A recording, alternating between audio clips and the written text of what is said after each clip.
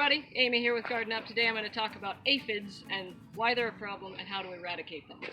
So, right here on the new growth of my rose, all up and down here, we have this awful soft-bodied bug called aphids.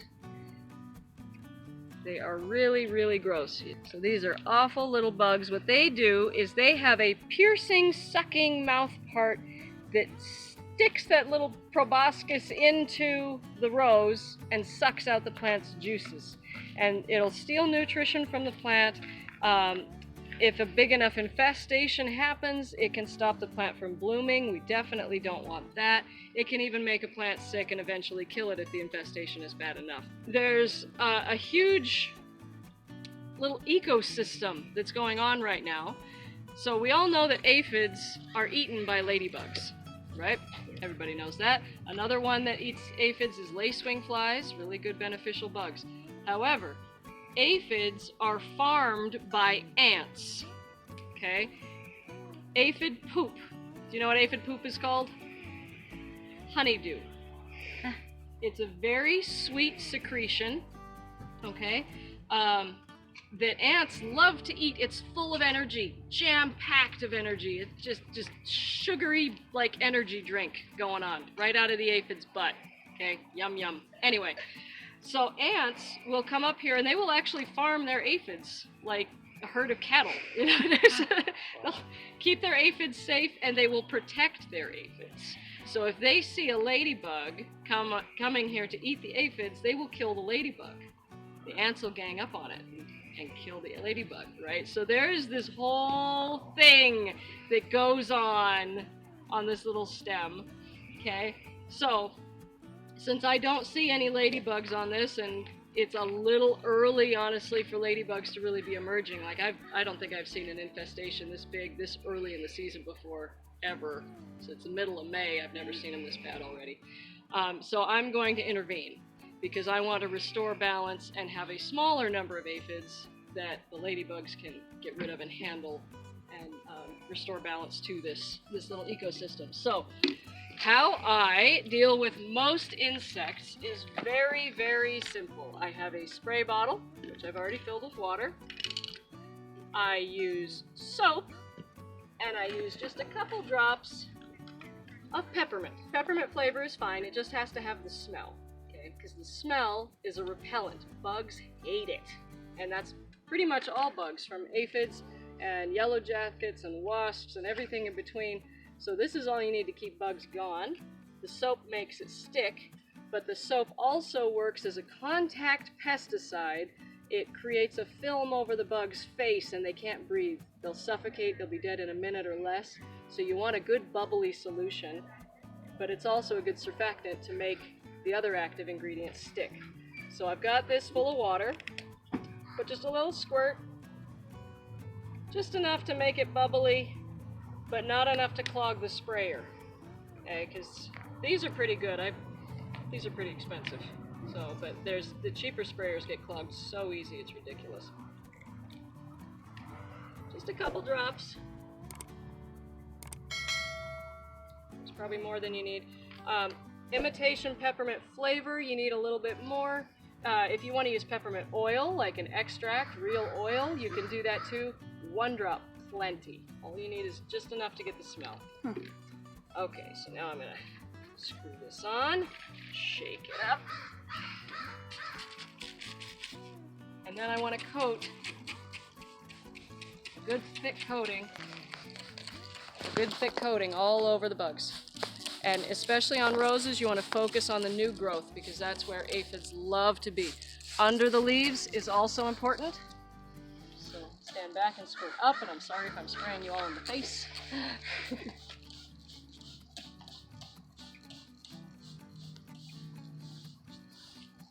Oh my god, look at this. So this is unusual? This early in the season, yes. Is there, do you know what? It could have just been, it was a fairly light winter. So a lot of it depends on the type of winter we had. What bugs come back strong and which ones die off.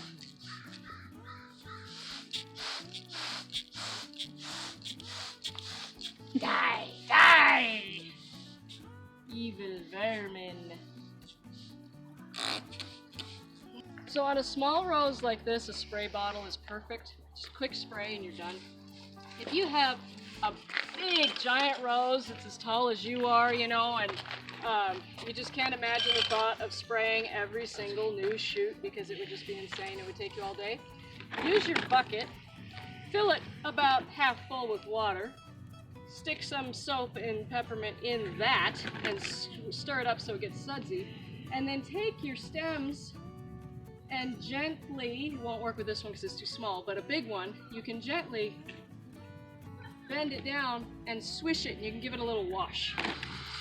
And that's a real good way to deal with a big plant. How about running it through a sprayer, like would that work too? If you have like an attachment on a hose that'll mix something into the water, yeah, you can do that too. Absolutely. Absolutely. I've been thinking about buying one of those actually. Because yeah, on big applications, you get carpal tunnel I from know. doing this. Right? So that's one rose. Took a few minutes. And these are all dead now. You can't really tell, but they're all... There's no more movement. Yeah, they're all dead.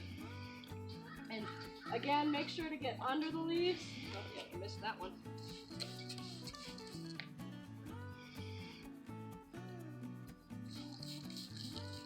Some sprayers are not so good at spraying upside down. I have some that work upside down, but most of them don't do that.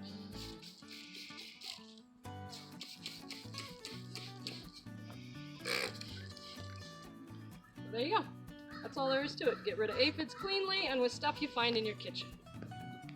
I'm not worried about spraying myself in the face with this either because it's just soap.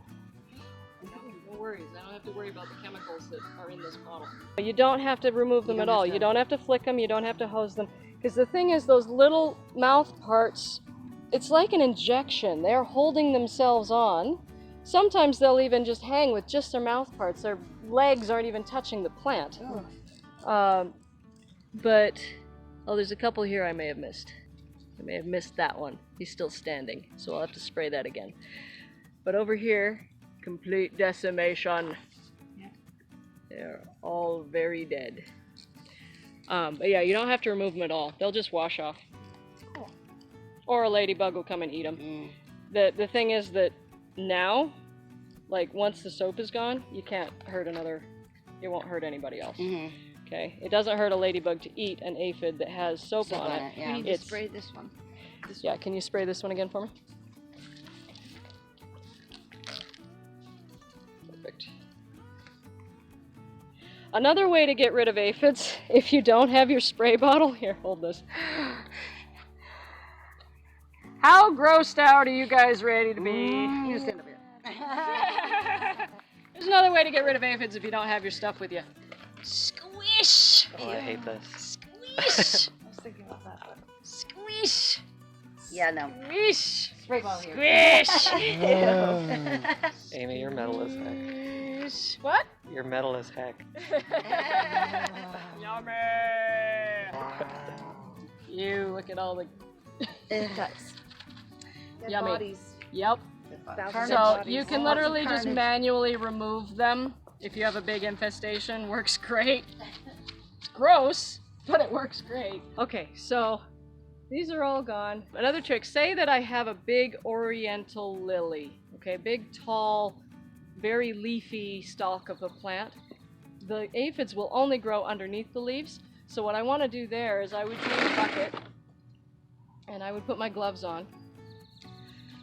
And I would actually dip my gloves into the bucket, get all the soap in my hands, and then I would run it up the plant.